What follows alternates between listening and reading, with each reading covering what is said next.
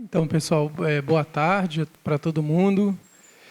Eu queria começar aqui agradecendo ao convite, né, aos organizadores, né, que tiveram essa falta de juízo de me convidar para essa mesa. Ao contrário da professora Valda, no lugar de me desculpar depois da minha fala, eu vou logo me desculpando antes, que eu vou, não pelo tempo, que eu espero até falar talvez menos tempo do que o que é dedicado a essa fala, mas eu vim aqui, na verdade, com a ideia de fazer algumas provocações, e até porque eu acho que, muitas vezes, esses inquietantes, né, esses estimulantes intelectuais, às vezes, são mais divertidos do que os tranquilizantes, né? Às vezes, se a gente fala coisas que são consenso ou que todo mundo concorda, dá sono, principalmente depois do almoço, então eu vou... falar, não sei também se vocês vão concordar comigo ou não. Eu queria só, antes de falar, antes de começar a entrar no assunto mesmo, eu queria só chamar a atenção de vocês, porque é uma coisa que eu não consegui parar de pensar nisso hoje, mas que pedisse que vocês, que como eu, são interessados aí nas florestas do Acre e nas populações tradicionais, reservas extrativistas e terras indígenas, prestassem atenção no que está ocorrendo em Chapuri, Assis Brasil, em todos os municípios que estão ali próximos ou diretamente relacionados com a reserva extrativista Chico Mendes, né? Está acontecendo um movimento muito forte de invasão e tomada da reserva extrativista Chico Mendes. Hoje, no jornal AC 24 Horas, saiu uma reportagem capciosa, como de costume, com a manchete de que o ministro, ou sinistro Salles, recebeu a bancada do Acre para discutir justamente a flexibilização dos limites da reserva e a situação de pessoas que estão infringindo a legislação ambiental e sendo punidas pelo ICMBio, e o ministro, como era de se esperar do feitio dele, prometeu abrir um processo administrativo contra as pessoas que estão cumprindo a lei e fiscalizando o uso e as regras de uso da reserva. E é uma situação muito delicada. No caso de Assis Brasil, você tem 2 terras indígenas que margeiam a reserva extrativista e que estão sendo diretamente impactadas pela invasão e pelo mau uso daquelas florestas ali, né? Saiu também no AC 24 Horas e em outro desses jornais aqui do Acre uma suposta denúncia, entre muitas aspas, de pessoas que estão numa área que, inclusive, já foi embargada pela Polícia Federal e pelo IBAMA, estão abrindo um campo, abrindo um ramal, e essas pessoas foram ao jornal dizer que os índios estão matando bois e roubando gasolina, e que, por isso, eles vão, se possível, se o poder público, segundo eles dizem, não fizer nada, eles mesmos vão fazer justiça, porque a reportagem, eu vou ler, chega ao desplante de dizer assim... tem problemas de escrita aqui, porque o jornalista que escreveu, acho que ele deveria voltar aqui ao FAC, talvez, não sei se ele se formou aqui, mas ele diz assim, o conflito será inevitável, tendo em vista que existe uma lei que concede a posse de armas para proprietários de terra, a sanção do projeto no Congresso Nacional que autoriza o produtor rural que tenha posse de arma de fogo a andar armado em toda a extensão de sua propriedade rural, e não apenas na sede da propriedade, como antes era a Lei 13.870 de 2019, que foi sancionado pelo presidente da República, Jair Bolsonaro, sem vetos. Ou seja, isso é uma clara ameaça, né? O autor dessa suposta denúncia está dizendo aos índios que eles estão andando armados. Diante disso, os Mantineri e Jaminawa, reunidos com assessores que os ajudaram a formular em português, escreveram uma nota de repúdio, que a gente está tentando veicular nos jornais, mas também não está fácil, porque os jornais, pelo visto, também já tomaram seu partido na briga. Mas eu vou ler ela, aproveitando aqui a atenção que eu já tive de vocês aqui, eu vou ler ela aqui para vocês. Nota de repúdio. Nós, professores, lideranças, agentes de saúde, pais e mães de família e demais representantes do povo Mantineri, declaramos o nosso repúdio às falsas acusações que foram levantadas contra nós em matérias veiculadas nos jornais O Acre Agora e AC 24 Horas. Sabemos bem que a pessoa que é a principal fonte das referidas matérias é réu em processos por crime ambiental e tem espalhado ameaças gratuitas contra o nosso povo e também contra representantes do povo Jaminawa. Sabemos também que a área que ele nos acusa de invadir está sob embargo do IBAMA e da Polícia Federal, porque essas pessoas não têm permissão legal para derrubar a mata e abrir campo e não têm permissão para fazer esse ramal que eles insistem em fazer. Nossos povos já viviam e cultivavam as florestas nessa região à margem do rio Iaco, desde muito antes da chegada deste ou de qualquer outro fazendeiro. A área que ele falsamente alega que invadimos, a chamada Fazenda Senegal, foi trabalhada por nossos avós desde a época da chegada de Moisés de Souza e Avelino Chaves, há mais de um século atrás. Se não fosse o trabalho de nossos parentes antigos, não haveria sequer a possibilidade desses brancos, que agora nos acusam falsamente, viver ou criar seus bois ali. Fomos nós que abrimos aquelas terras quando éramos explorados pelos antigos patrões. É mentira que andamos armados naquela região, pois sabemos muito bem que nossos parentes que possuem espingarda só têm o direito à posse para a caça de subsistência. Jamais ameaçamos qualquer pessoa, ao contrário do que faz agora esse que nos acusa. Nos perguntamos se as armas com as quais essas pessoas nos ameaçam estão devidamente licenciadas. Eles sim andam armados, como afirmam nas referidas matérias jornalísticas. Eles têm o porte dessas armas? Ao ameaçar pessoas inocentes de maneira racista e preconceituosa, eles estão de acordo com a lei? Todos os moradores brancos mais antigos da reserva extrativista Chico Mendes ou das horas próximas às nossas terras indígenas nos conhecem bem e atestam a nossa boa índole. Temos boas relações com todo mundo que nos respeita e que respeita a legislação ambiental na nossa região. Esses forasteiros que vieram apenas explorar e degradar as florestas é que agora querem criar esse tipo de problema justamente para esconder as ilegalidades e a destruição ambiental que estão promovendo. Por tudo isso que expusemos, pedimos às autoridades competentes que tomem as devidas providências no sentido de proteger a nossa honra, de proteger as nossas crianças e as nossas famílias. Os crimes de racismo e os crimes ambientais cometidos por essas pessoas não devem ficar impunes. Essa é a nota. Então é só chamando a atenção para essa situação lá, aquilo lá está virando um barril de pólvora, eu acho que todo mundo deveria acompanhar o que está acontecendo. Pois bem, desculpa aí se eu tomei tempo, mas eu vou tentar ser mais breve agora. A apresentação que eu vim fazer, então, ela é uma espécie de provocação. Eu espero que vocês não levem a mal a provocação, vocês vão ver que a boa intenção é boa. Eu pensei em fazer a apresentação assim. O tema da mesa é Universidade Pública e Interculturalidade em Embates Cotidianos. Então, eu separei em 3 temas: Universidade, interculturalidade e embates cotidianos. E eu vou fazer alguns comentários sobre cada um desses temas e vou começar por embates cotidianos. A trajetória que eu quero fazer aqui com vocês é sair da ideia de interculturalidade, passando pela ideia de universidade, chegar a uma ideia que a gente poderia chamar de pluriversidade. Ou, quiçá, no lugar de interculturalidade, a gente pudesse estar falando de altermundialização, como dizem os movimentos antiglobalização, que são assim, aqueles raízes, né? Pois bem. Eu começo, então, pelos embates cotidianos. Eu, pessoalmente, estou entre aquelas pessoas que acreditam que a cooptação parcial das revoltas populares de junho de 2013 pelas forças da direita brasileira só foi possível porque a esquerda institucionalizada ou hegemônica não soube dar uma resposta à altura. As manifestações de 2013 foram um sinal inequívoco do esgotamento do Pacto Liberal Brasileiro, especialmente de sua última face, o arranjo conservador da era Lula.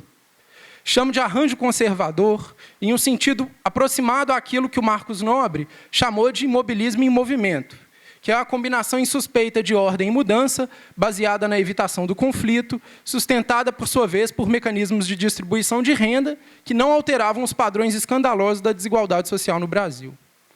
Como a gente sabe, a brincadeira foi sustentada pela demanda chinesa e pelo consequente alto valor de commodities cuja produção avança sem cessar sobre a Amazônia até hoje. Todos nós, eu inclusive, tivemos nosso momento de entusiasmo com o liberalismo tardio à brasileira. E hoje todo mundo sente saudade, ou quase todo mundo, não sei, muita gente sente saudade daquele início do governo Lula, eu pelo menos sinto, quando a gente via um ministro ou um secretário de alto escalão para cada um dos segmentos economicamente localizados ou minoritários, desde que eles aceitassem a entrar no jogo da cultura. O que gerava na gente a expectativa de que a escuta desses setores minoritários, desses grupos minoritários, acabaria contrabalanceando, de uma forma ou de outra, a onipotente lógica dos acordos PMDBísticos, para lembrar do Marcos Nobre de novo, das doações de campanha, etc., né? Mas isso não aconteceu, né?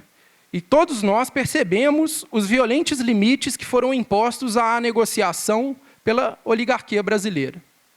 Em pouco tempo, aqueles que se opunham à construção de Belo Monte, ou que insistiam na defesa do reconhecimento dos Tecorá Guarani, ou na demarcação das terras indígenas, eles vão ser, pouco tempo depois, eles vão ser mesmo insultados e desprezados pelo governo supostamente popular. Eu lembro uma frase famosa da então ministra-chefe da Casa Civil do governo Dilma Rousseff, em 2013, que ela disse assim para a gente, né? Eu vesti a carapuça, ela disse assim para a gente: o governo não pode e não vai concordar com minorias com projetos ideológicos irreais. Pois bem, a história tem mesmo um senso de humor muito macabro, e eis-nos agora governados por um bando de terraplanistas, negacionistas climáticos, pessoas que veem Jesus na goiabeira e gente que quer nos forçar a confiar que Sérgio Moro, Dallagnol e etc. estão pensando na justiça. Se isso não é projetos ideológicos irreais, eu não sei mais o que pode ser. Enfim. Por vezes, nessa distopia cotidiana, ou nesse estado quase alucinatório que se tornou a política brasileira, somos instados a defender as instituições, a sermos nós os conservadores. Assim, talvez fosse mesmo temerário criticar certos avanços institucionais e conceituações que têm ganhado terreno e se estabelecido como valores ligados à expectativa de novos acordos civilizatórios e promessas de convivência pacífica. Mas aqui, no contexto desse nosso encontro, eu acho que podemos usufruir de um pouco mais de liberdade. Vou, assim, colocar aqui em debate algumas ideias que, em outros contextos, muito provavelmente eu ia defender, mas aqui eu vou colocar em debate. O meu propósito é, quem sabe, junto de vocês, pensar em caminhos para uma radicalização. Eu gostaria de pensar aqui em um ou dois sentidos que podemos dar à ideia de universidade, quando começamos a receber os nossos amigos e amigas indígenas aqui nesse espaço. Eu sei muito bem que a radicalização que eu vou propor, ela é muito tímida, na verdade. Tanto porque o que eu vou falar não é nenhuma novidade, e também, né, vem sendo falado pelo menos há 20 anos, que eu saiba, talvez mais tempo, e também porque esse embate, para voltar à palavra mote dessa sessão, que eu proponho aqui, ele é um embate meramente conceitual e não tem nenhuma consequência eminentemente prática, pelo menos não a princípio. Eu vou, então, ao segundo termo. Isso para dizer do embate. Eu vou ao segundo termo, interculturalidade. Na verdade, a professora Valda fez uma parte do que eu gostaria de fazer, que ela fez com muito mais maestria do que eu, e aí eu vou me apoiar no que ela disse, né? Mas acrescentando uma ou outra ideia, eu diria o seguinte: a ideia de interculturalidade ganhou terreno como uma formulação que deveria guiar ações pedagógicas e de política cultural no âmbito das tentativas de exportação e amadurecimento das formas de democracia liberal que enraizaram pelo mundo afora. Os países extra-ocidentais, digamos assim, cujos territórios se sobrepunham aos territórios tradicionalmente ocupados por povos e gentes muito diferentes, deveriam se esforçar por adotar em suas práticas e ideologias de governo os parâmetros do multiculturalismo, promovendo as tais chamadas políticas interculturais. Isso está muito claro quando a gente pega documentos variados aí de governo de várias instâncias, né? Por exemplo, se você pegar a Convenção para a Proteção e Promoção da Diversidade das Expressões Culturais da Unesco, de 2005, que é uma das convenções da Unesco que trata explicitamente sobre esse tema interculturalidade. Ela foi ratificada pelo Brasil em 2007. A Convenção define interculturalidade como, eu cito a Convenção, a existência e a interação equitativa de diversas culturas e a possibilidade de gerar expressões culturais através do diálogo e do respeito mútuo. Uma de suas autodeclaradas finalidades, e eu cito novamente a Convenção, é encorajar o diálogo entre as culturas para promover trocas culturais mais amplas e balanceadas no mundo, em benefício do respeito intercultural e da cultura da paz. Um outro desígnio, eu cito novamente, é fomentar a interculturalidade para promover a interação cultural no espírito de construir pontes entre os povos. Num certo sentido, e aqui eu começo a provocação, é um mau sinal que essas formulações nos pareçam tão razoáveis e adequadas. uma vez que sabemos que elas foram propostas num sentido muito análogo, muito próximo àquele tipo de pacto para a imposição e a perpetuação de uma ordem colonial que a gente viu simplesmente explodir desde 2013 para cá. Existem inúmeros estudos que demonstram os limites e as consequências desse tipo de formulação, especificamente para os povos indígenas ao redor do mundo, tomando a palavra indígena no seu sentido próprio, de originário dos lugares, né? Um exemplo muito interessante, que eu pelo menos considero muito interessante, apesar de eu não concordar com ele ao todo, é o estudo da Elizabeth Povinelli, chamado A Astúcia do Reconhecimento. O título é uma alusão ao termo do Hegel, claro, né? A astúcia da razão, da fenomenologia do espírito, né? Nesse estudo, a Elizabeth Povinelli mostra como o multiculturalismo liberal na Austrália se instituiu como uma ideologia e uma prática de governo que se replica como uma forma de associação e de identificação afetiva, conformando uma imagem de nação e de soberania de um Estado pós-colonial. O multiculturalismo australiano é analisado como resultado do que a autora chama de uma diáspora liberal. Isso é, a difusão e dispersão da ideia iluminista de que a sociedade deveria ser organizada com base no entendimento racional mútuo, num mútuo reconhecimento numa esfera neutra, onde as pessoas se expressariam de boa fé e entrariam num entendimento. Esse tipo de espaço neutro, supostamente neutro, onde se negociam as diferenças, foi o que a gente viu explodir, né, com as revoltas de 2013, né? A ilusão de que há esse espaço no Brasil ou de que ele é possível, né? Eu vou citar um trecho da Povinelli para vocês verem mais ou menos o que ela quer dizer. A gente não precisa concordar com ela, mas ela argumenta em torno dessa ideia e ela fundamenta isso em grande medida. É o seguinte, ela diz: o exemplo australiano sugere que a dominação multicultural funciona ao inspirar os sujeitos minoritários ou subalternos a se identificar com uma impossível auto-identidade autêntica. No caso australiano, uma forma de socialidade e de intersubjetividade domesticada, tradicional, entre aspas, não conflituosa. À medida que a nação estende suas mãos para as leis e os costumes aborígenes, apenas enquanto essas leis não lhe parecem repugnantes, os sujeitos indígenas são instados a desempenhar uma diferença autêntica em troca dos bons sentimentos da nação e da legislação reparativa do Estado.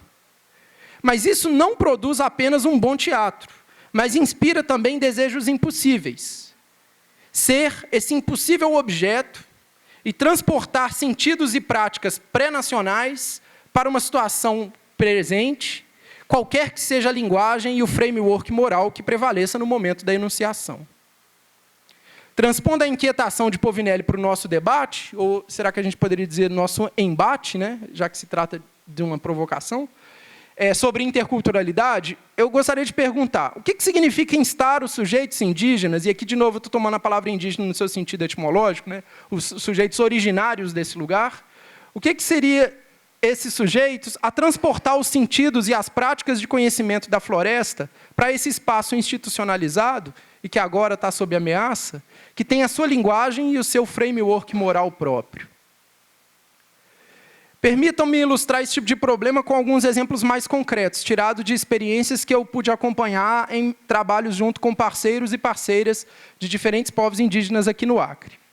Esses exemplos parecem me sugerir que o conhecimento indígena possui aspectos que são variavelmente excluídos de qualquer tentativa de inclusão, entre aspas.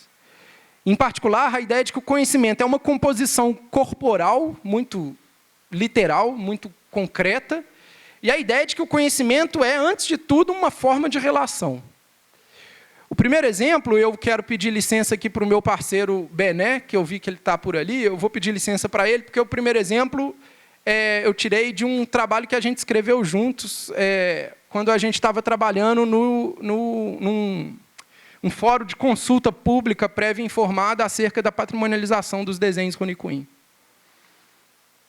O primeiro exemplo, então, vem dessa tentativa que foi feita há cerca de 5 anos atrás de promover um diálogo entre o Instituto do Patrimônio Histórico e Artístico Nacional, o IFAM, e representantes de diversas comunidades Runicuim. Eu vou resumir aqui uma longa história. Em 2006 e posteriormente em 2007, os Runicuim se reuniram em encontros organizados pela Federação dos Povos Indígenas Runicuim do Acre, a FEPAC, para solicitar ao IPHAN o registro de seu quenê como patrimônio cultural brasileiro. Já na intenção expressa na carta de solicitação que foi escrita pelos representantes da FEPAC, e bem como no modo como o IPHAN procurou atender essa solicitação, a gente vê jeitos muito diferentes de compreender as práticas e as políticas do conhecimento. Os Runicuim pediam ao IPHAN muito explicitamente um tipo de proteção e de garantia contra apropriações indevidas do quenê.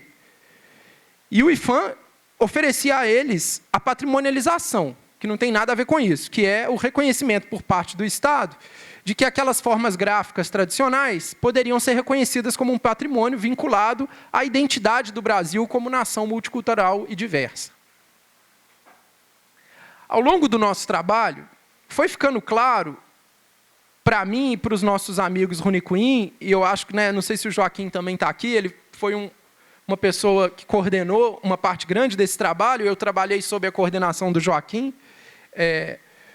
Ao longo do nosso trabalho, foi ficando claro que o IPHAN queria oferecer aos Runicuim algo que não foi propriamente o que eles pediram inicialmente, mas o objeto estava sob negociação, né? Mas um mal-entendido mais interessante diz respeito ao modo como o IPHAN pensava aquele conhecimento, ou aquele bem cultural, em oposição ao modo como os próprios Kaxinal pensavam ou Runicuim, desculpa, pensavam aquele conhecimento e aquele bem cultural. Né? O IPHAN oferecia, num certo sentido, ou insinuava oferecer, um apoio à reprodução dos conhecimentos ligados ao quenê.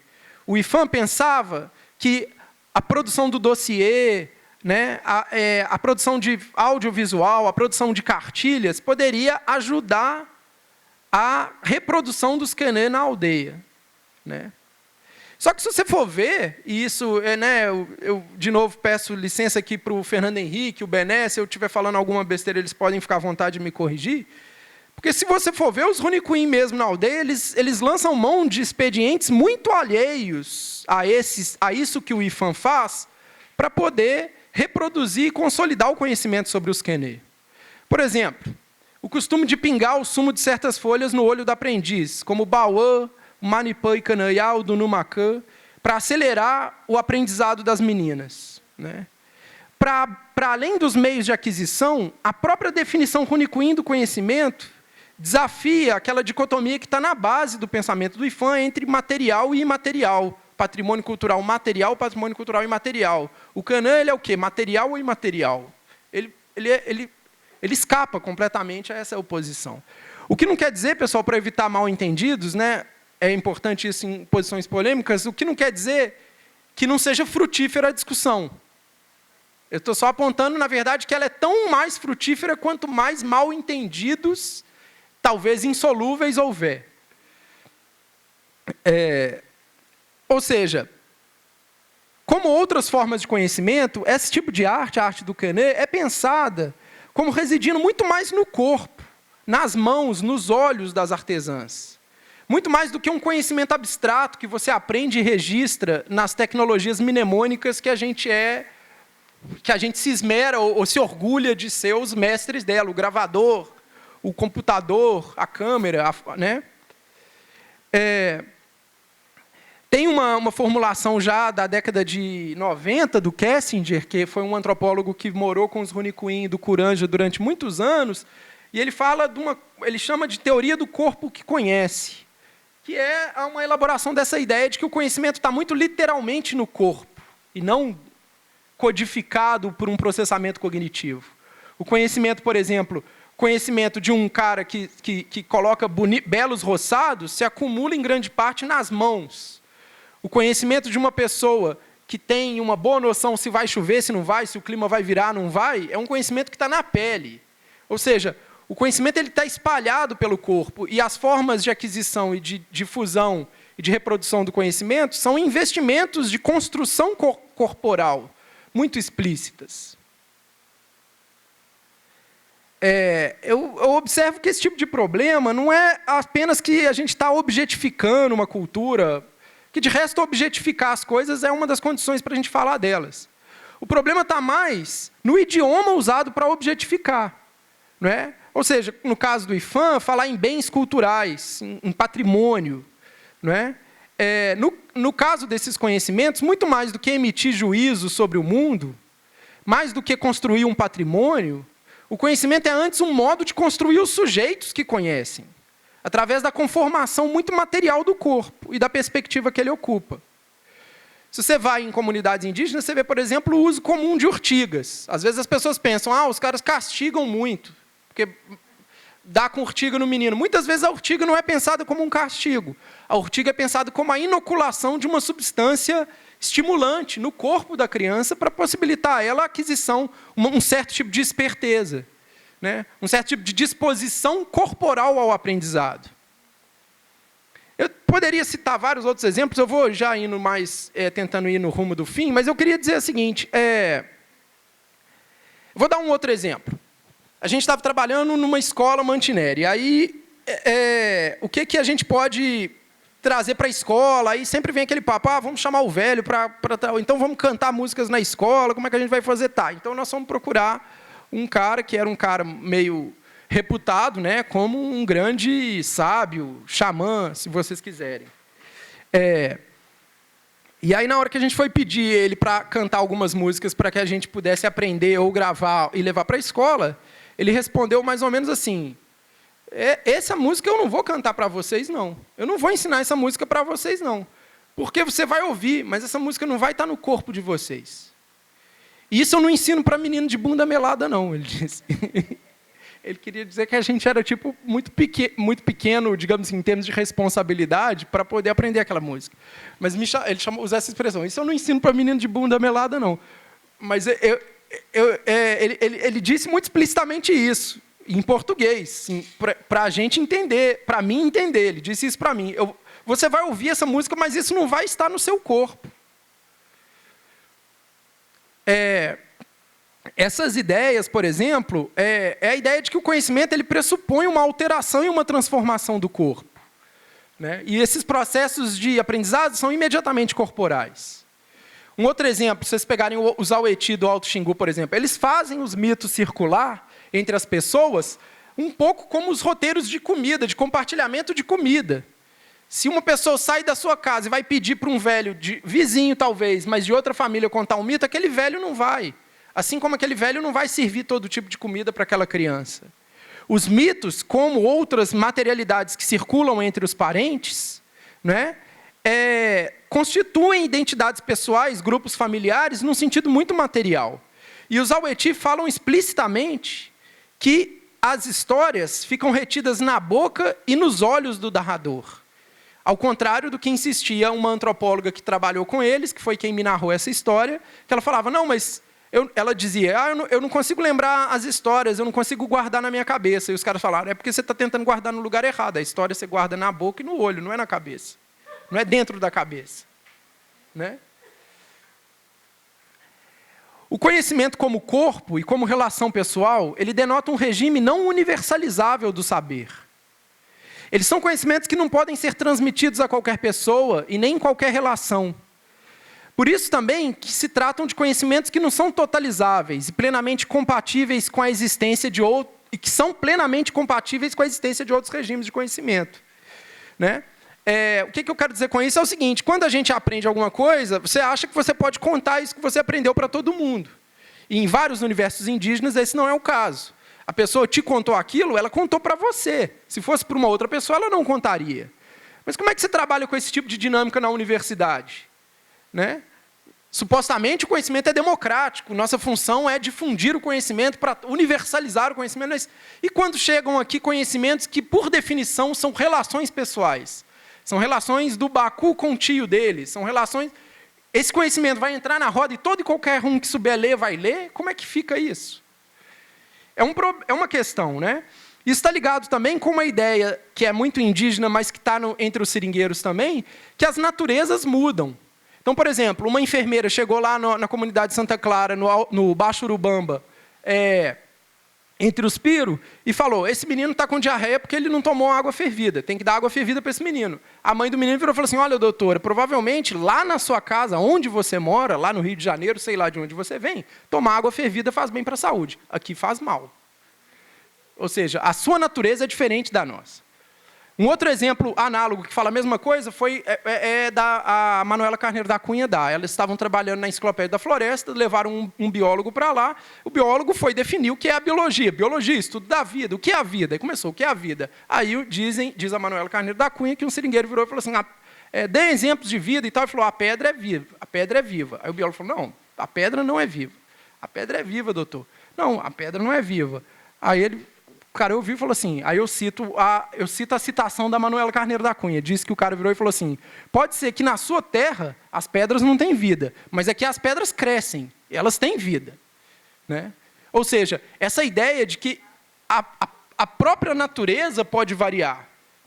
Essa é uma ideia profundamente contracultural, porque a cultura pressupõe a universalidade da natureza para que a cultura varie. Vocês estão entendendo o problema? A interculturalidade, ela pressupõe a unicidade da natureza.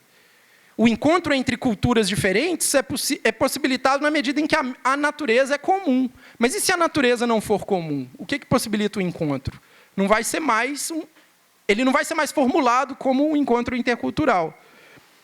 Eu vou tentar ir para o fim. Eu quero dizer o seguinte, então pular para a ideia da universidade.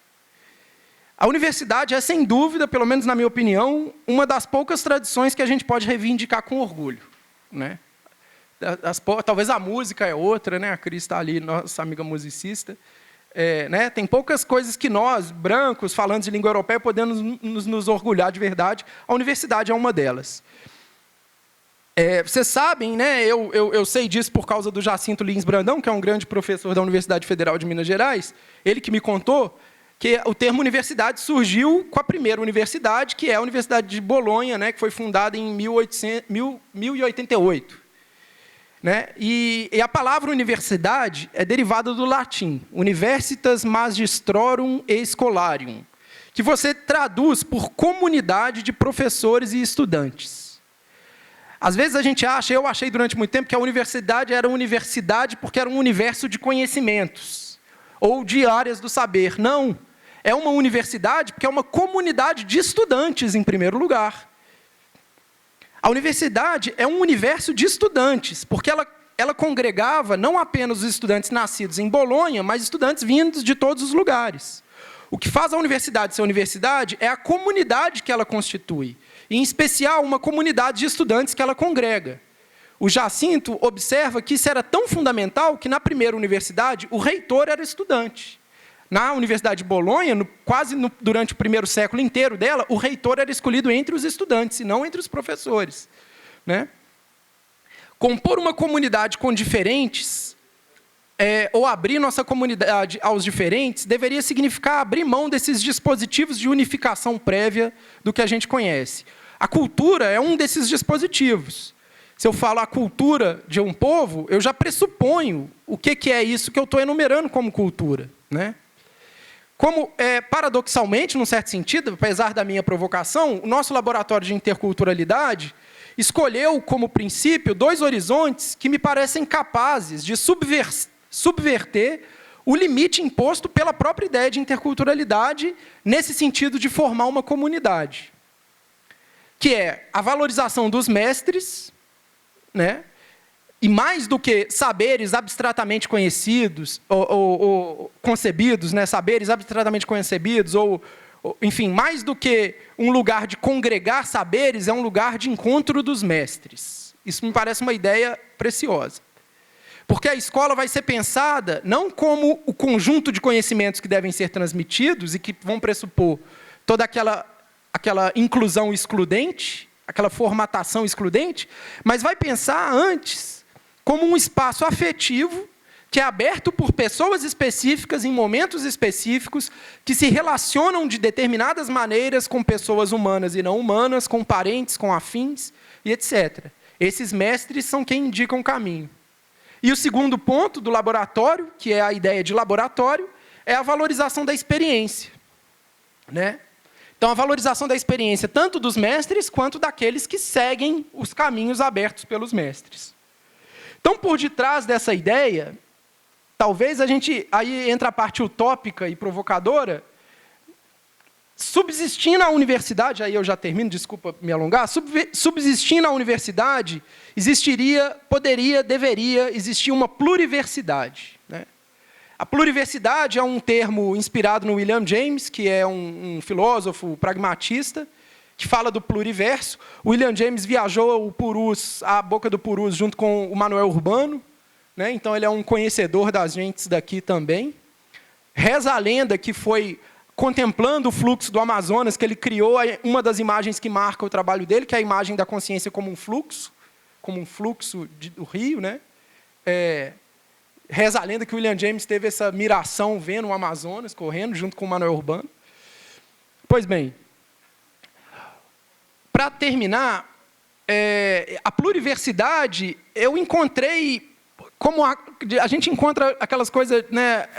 Você encontra, às vezes, coisas preciosas por acaso. Eu encontrei, por acaso, uma coisa do Derrida. Eu andei folheando uns Derrida esses dias. Derrida tem um papel meio oracular, né? Às vezes a gente pega uns livros dele, lê umas 3 páginas, pula umas 20, lê mais umas 3, e assim vai indo. Aí você acha uns negócios, aí você para e fala, nossa... Aí eu encontrei naquele livro dele, que chama A Universidade Sem Condições.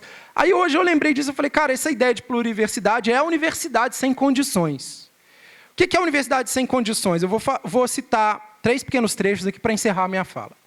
Ele diz, sem condição para deixar ouvir a conotação de sem poder, mas também sem defesa. Por ser absolutamente independente, a universidade também é uma citadela exposta e proposta que pode ser tomada e que, frequentemente, está destinada a capitular sem condição, a se render incondicionalmente. Por causa de sua própria impossibilidade, essa incondicionalidade expõe também a fraqueza ou a vulnerabilidade da universidade. Ela exibe sua impotência, a fragilidade de suas defesas contra todos os poderes que a comandam, cercam e tentam dela se apropriar. Por ser estranha ao poder, por ser heterogênea ao princípio do poder, a universalidade também não possui um poder que lhe é próprio. Essa resistência incondicional poderia opor a universidade a um grande número de poderes, por exemplo, aos poderes do Estado. E, portanto, ao poder do Estado-nação e do seu fantasma de soberania, né, que indica como a universidade não apenas poderia ser, mas é cosmopolita. Ela vai para além de qualquer Estado, né, para além de qualquer nação.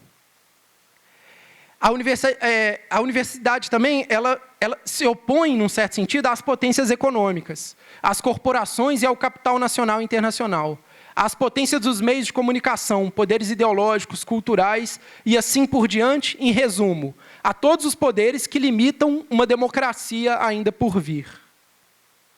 Essa democracia ainda por vir seria a ideia de que, contrariamente ao que nos parece colocar como único horizonte esse pacto liberal, ou seja, que a gente deveria aceitar outras culturas, talvez uma democracia por vir seja capaz de aceitar outros mundos, outras formas radicalmente diferentes, não apenas outros conhecimentos diferentes, mas outras formas radicalmente diferentes de conhecer.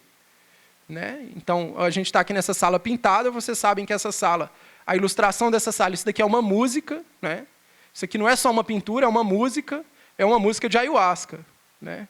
A ayahuasca é um dispositivo de conhecimento. A universidade está aberta e disposta a, por exemplo, receber a ayahuasca dentro dela, não para domesticar ou para, enfim... A universidade, qual é o limite disso? Qual é o limite? Né? O quão radical a universidade se dispõe a ser ao receber esses parceiros aí que vivem nas florestas do Acre. Né? Eram um pouco essas as provocações que eu queria fazer. Não sei se eu fui claro ou não. Fica para o debate. Obrigado, pessoal.